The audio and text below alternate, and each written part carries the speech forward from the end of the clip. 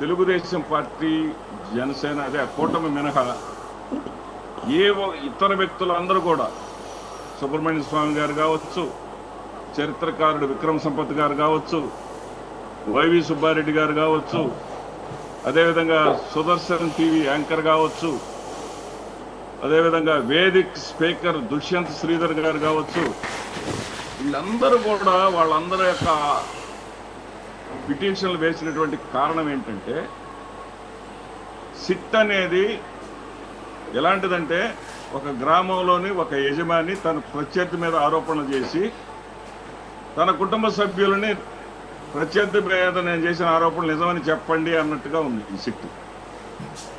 ఆరోపణ చేసింది చంద్రబాబు నాయుడు, దాన్ని రుజువు చేయమని సిట్ ఆయనే వేసుకుంటే వారి శాంటిటీ ఉంది అక్కడ.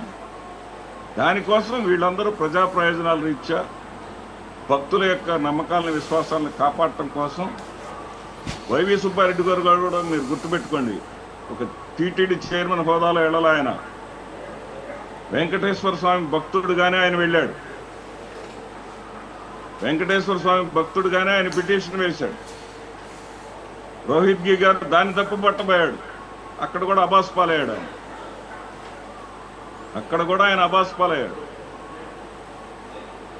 అది ఏంటంటే మనోభావాల్ని, ప్రజల యొక్క మనోభావాలను కాపాడాలి, భక్తుల యొక్క మనోభావాలను కాపాడాలి, హిందువుల యొక్క మనోభావాలను, కోట్లాది మంది హిందువుల యొక్క మనోభావాలను దృష్టిలో పెట్టుకొని ఇచ్చినటువంటి తీర్పు ఇది.